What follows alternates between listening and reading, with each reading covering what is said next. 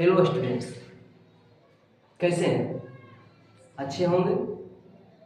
आज rainbow part 2 का poetry section से माय ग्रैंडमदर हाउस के बारे में जानेंगे। इनके जो राइटर हैं, लेखक हैं, जो कवित्री हैं, उनके इंट्रोडक्शन आज देते हैं। उस जितने भी चैप्टर हैं 12th में, सभी के बारी से पहले हम लोग इंट्रोडक्शन के बारे में जानेंगे। उसके बाद बारी से हम लोग चैप्टर पढ़ेंगे। तो बिना देर किए हुए आइए शुरू करते हैं, जानते हैं माय ग्रैंडमदर हाउस के लेखक के बारे में, लेखिका के बारे में। चलिए शुरू करते हैं बिना देरी के। चैप्टर का नाम है my grandmother house. My grandmother's house, मेरा जो भी बोलना है, मेरी दादी जी का घर। माय ग्रैंडमदर्स हाउस मतलब मेरी दादी जी का घर। पोइट्री सेक्शन से इसको लिए हैं, कविता सेक्शन से उठाए, कविता का यह एक भाग है। इनका लेखक पोइट्रीज है, कवित्री है, महिला कमला दास। माय ग्रैंडमदर हाउस के राइटर कौन हो जाएंगे? कमला दास।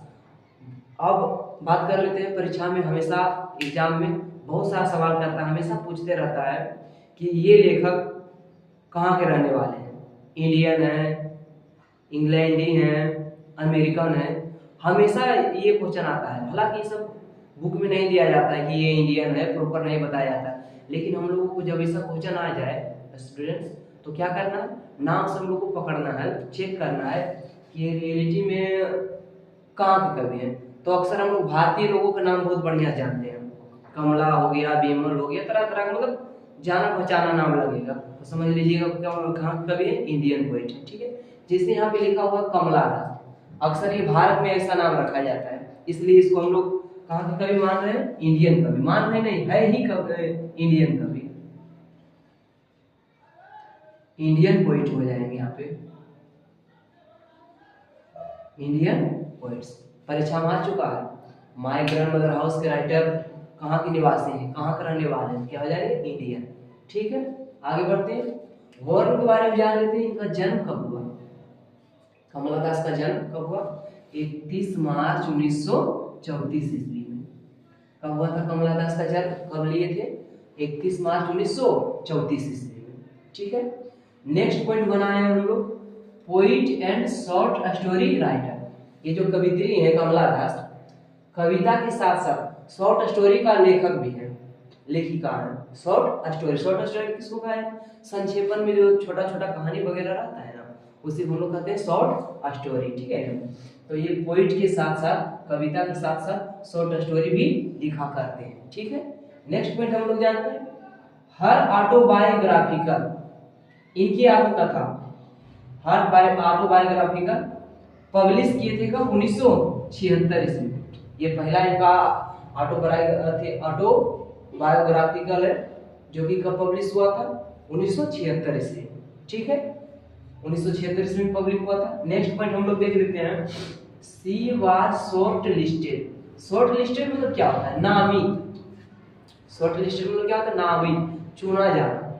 ठीक है, शॉर्ट लिस्टेड किया गया। ठीक है ना, तो इन्हें चुना गया किसमें? फोर मतलब के लिए। किसके लिए चुना गया था जी? आगे देखते हैं हम लोग।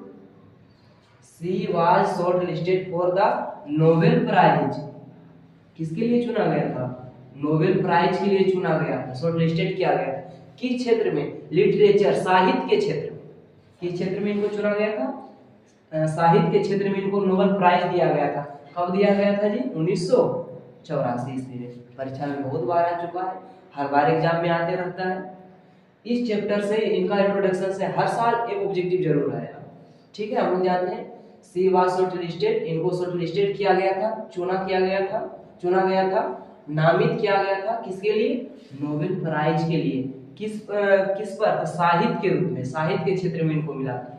कब मिला था नोबेल प्राइज जी? 1984 ईस्वी में। ठीक है, आगे देखते हैं इसका पॉइंट क्या है। हर इंपॉर्टेंट वॉल्यूम, इनका कुछ इंपॉर्टेंट वॉल्यूम है जो कि किस में लिखे? अंग्रेजी में लिखा हुआ है। इनका कुछ संस्करण दिया गया। वॉल्यूम मतलब क्या होता है? संस्करण। तो इनका कुछ कुछ संस्करण है जो कि किस में लिखा गया है, इंग्लिश में। आइए बारी बारी जानते हैं। यहाँ हम नंबरिंग कर दिए। पहला है summer in Kolkata. Summer in Kolkata ये वॉल्यूम का नाम है। कब इनको पब्लिश किए थे, 1963 ईस्वी में। समर इन कोलकाता कब पब्लिश किए थे, 1963 ईस्वी में पब्लिश किए थे। नेक्स्ट क्या है इसके में, हाँ समर इन कोलकाता 1963 ईस्वी में। 2 नंबर पर है सायरन। सायरन को कब पब्लिश किया गया था, 1964 ईस्वी में। परीक्षा में आ जाएगा कि सायरन के राइटर कौन है, कौन हो जाएंगे, कमला दास। ठीक है, 2 नंबर पर सायरन रखें। 3 पर है द डिसेंडेंट्स। द डिसेंडेंट्स 1967 ईस्वी में इसको पब्लिश किए थे। 4 नंबर पर है the old play house and other poems. The old play house and other poems कब पब्लिश किए थे, 1973 ईस्वी में। ये जितने भी जितने भी ये वॉल्यूम है सब के सब अंग्रेजी भाषा में लिखे हुए हैं। 5 नंबर क्या है, द एनामेटर। द एनामेटर पोएम्स कब लिखे थे, 1985 ईस्वी में इसको पब्लिश किए थे। लास्ट इनका बच गया यस अल्लाह। 6 नंबर इसको दे दिए हम लोग, यस अल्लाह। यस अल्लाह कब पब्लिश हुआ था, 2001 ईस्वी में। बस ये इनका था कुछ संस्करण था इनका, इंग्लिश में लिखा हो। कमला दास का एक पॉइंट और बना दिए हैं, सी इज नाउन फॉर, इन्हें जाना जाता है, उन्हें जाना जाता है और किसके लिए, सेक्सुअल एडवेंचर के लिए, यौन। सेक्सुअल मतलब क्या आ जाएगा, यौन। सेक्सुअल मतलब क्या हो जाता है, यौन एडवेंचर्स के लिए इन्हें जाना जाता है। ये लास्ट पॉइंट बोला आता है परीक्षा में, ऑब्जेक्टिव यहाँ डायरेक्ट आ जाएगा। निम्नलिखित में से कौन किन्हें सेक्सुअल एडवेंचर के रूप में जाना जाता है, किन्हें जाना जाता है, कमला दास। बस यहीं तक इनका जीवनी के बारे में दिया हुआ था। बाकी बात अगला पार्ट में हम लोग इनके जो कविता लिखे हैं, माय ग्रैंडमदर हाउस, जो अपना बचपना बिताए थे उस दादी जी के घर में जाके, उनका जो बखान किए हैं उनके बारे में हम लोग अगले वीडियो में जानेंगे। तब तक के लिए